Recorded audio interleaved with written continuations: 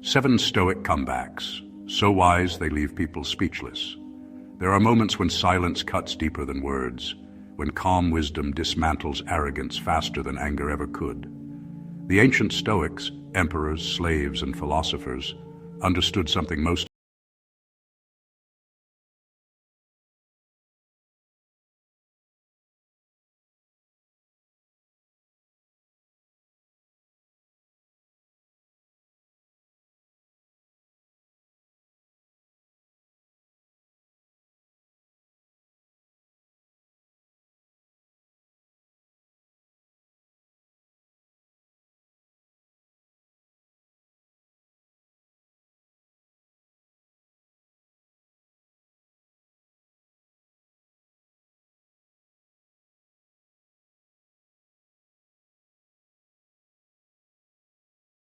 way to avoid emotional hijacking. When your values guide your reaction, you no longer respond impulsively to lies or petty gossip. Modern behavioral psychology calls this response inhibition, the ability to pause before reacting. It's one of the most important traits linked to emotional intelligence and resilience. So when someone tries to drag you into drama, you don't have to match their energy. You simply choose integrity, because when you stand in truth, you expose falsehood without saying a word.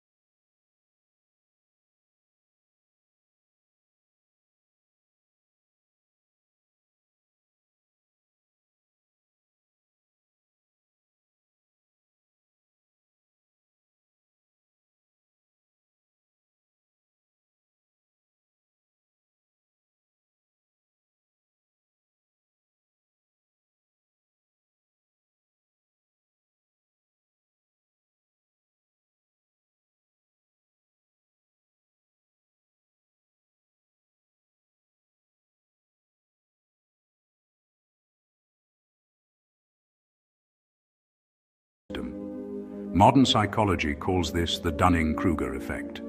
The less someone knows, the more confident they are in their knowledge. Socrates flipped that on its head. He showed that the wise are never certain, only curious. In conversation, this mindset disarms aggression. When someone insists they're right, simply respond with calm curiosity. Maybe you're right. Let's explore that. It turns argument into dialogue, because those who seek truth rarely need to shout it.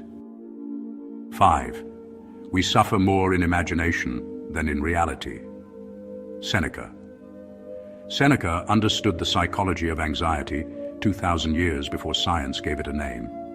He observed how most pain isn't physical, it's mental rehearsal of what might go wrong. Modern neuroscience agrees. Worry activates the same brain regions as real pain, meaning your thoughts can make you suffer even when nothing is happening. Seneca's wisdom was a cure. Separate what's real from what's imagined. Ask yourself, is this happening now, or am I just imagining it? That simple question breaks the loop of rumination. So when fear or uncertainty rise, remember, reality rarely hurts as much as our anticipation of it. And peace begins the moment you stop living in a future that hasn't happened. 6. The obstacle is the way. Marcus Aurelius. This phrase defines Stoic resilience, the idea that your greatest hardships are your greatest teachers. In psychology, this aligns with the concept of post-traumatic growth, the phenomenon where struggle becomes a catalyst for transformation. Marcus Aurelius lived it. He endured betrayal, plague, and loss, yet each trial refined his strength rather than destroyed it. He didn't see problems as punishments, but as invitations to grow. When you approach hardship this way, every difficulty becomes useful, a kind of spiritual resistance training. So when life feels unfair, remind yourself, this is the path. Because character isn't built when things are easy, it's forged when everything seems impossible. 7. The best revenge is not to be like your enemy. Marcus Aurelius. Few lines carry such quiet power. When others betray or insult you, revenge feels satisfying, but it keeps you trapped in the same emotional cage as your enemy. Marcus Aurelius understood that true power lies in composure. When his general Cassius betrayed him, Marcus didn't rage or retaliate. When Cassius was killed and his severed head presented to him, he refused to look at it. He said only, "May no man rejoice in another's death." That's moral strength, and it's backed by modern research on emotional regulation. Psychologists have found that forgiveness and restraint lower cortisol, the stress hormone, and increase resilience. So when someone wrongs you, remember, you don't rise by striking back. You rise by staying above, because peace of mind will always outlast the satisfaction of revenge. The Stoics didn't argue to win, they spoke to understand. They didn't shout, they observed. And when they finally spoke, their words carried the weight of peace, not pride. In a world drowning in noise and outrage, calm wisdom is rebellion. It's what separates the reactive from the remarkable. If these lessons spoke to you, if you believe philosophy can still guide modern strength, then join us. Like this video, subscribe, and share it to help this community grow. We're building something rare, a place where warriors and thinkers unite to use ancient philosophy as a tool for power, peace, and purpose.